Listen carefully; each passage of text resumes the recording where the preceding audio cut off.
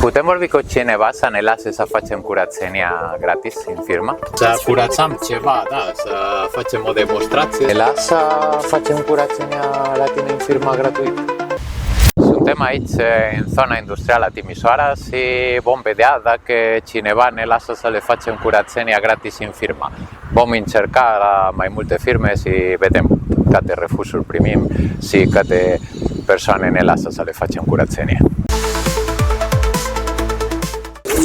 Bună! Putem vorbi cu cineva să ne lase să facem curățenia gratis în firmă? Să faceți? Curățenie gratis. Nu-i venită patronul. Nu e patronul? Trebuie să vină. Ah, ok. Când ar veni? 11, 12, nu știu. Ok, bun. La 1. Bine, mulțumesc mult. Și bună! Să ne spuneți dacă se poate.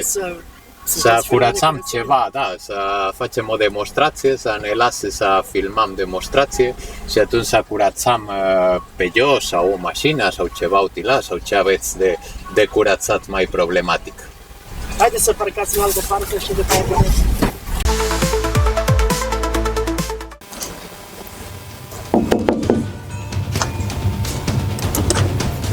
Bună ziua!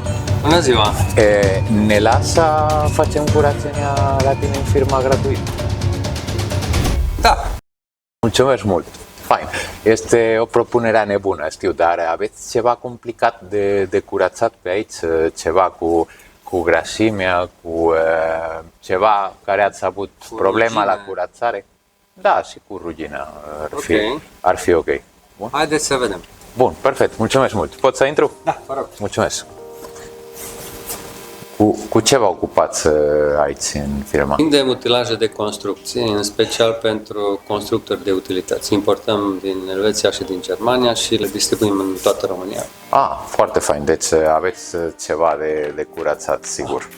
Avem destule. Și cum se numește firma? Imocon SRL. Suntem aici în Imocon de Timișoara. Au fost foarte amabili să ne lase să curățăm ceva aici în firma. Ce putem curăța? Păi putem să ne uităm la niște piese ruginite. Aici avem niște piese dintr-o foreză pneumatică. E un echipament care lucrează sub pământ. Și în mod normal ar trebui să fie acoperite de ulei, dar clientul a intrat într-o pungă de apă, a intrat apa în foreză și n-am mai curățat-o, n-am mai întreținut-o, o lăsat așa. Așa că s-a umplut foarte tare de rugină și în mod normal noi curățăm cu peria. Eu aș fi curios să văd soluția pe care o aveți, ce rezultate ne oferă. Perfect, cum să nu, ne punem la muncă, ne punem la treabă. Mai fi ceva de curățat care putem să le facem? Sigur, mai avem alte echipamente, dar mă gândesc la unul în mod special. Dacă veniți puțin pe aici o să vă arăt. Bun. Deci ăsta e un compresor nou, ăsta nu trebuie curățat. Ăsta e un utilaj de foraj orizontal dirijat pe care l-am curățat deja, în mare parte și e și vopsit. Perfect, se pare că nu avem mult de curățat, e tot destul de ok. Avem în schimb un motocompresor care e vechi și care vrem acum să ne apucăm să vedem ce putem face cu el. Ok. Deci ăsta chiar are multe lucruri de curățat, multe zone, dar mă gândesc că am putea să începem undeva în partea asta. Perfect. În partea asta să începem partea de curățare. O să me bag eu acolo dacă e ok pentru tine. Da. Ok, bun. Deci am înțeles că partea asta ar trebui curățată. Da, să începem acolo. Bun, hai, de cât timp e așa? De ani de zile. Bun, o să avem un pic de treabă. Bun, mulțumesc, ne apucăm, hai!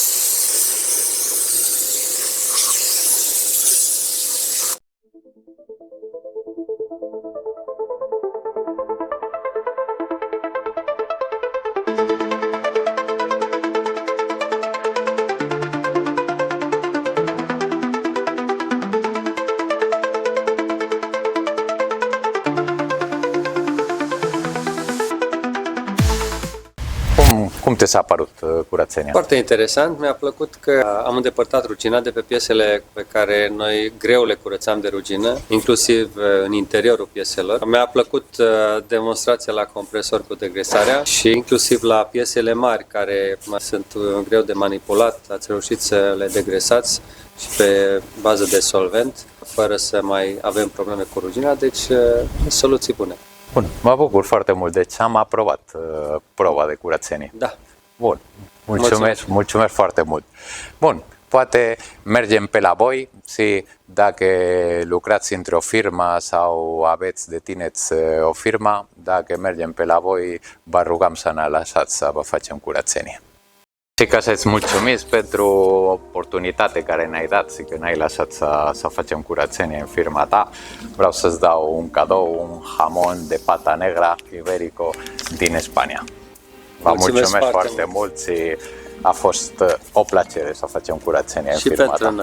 Și pentru noi. Mulțumim! Mulțumesc!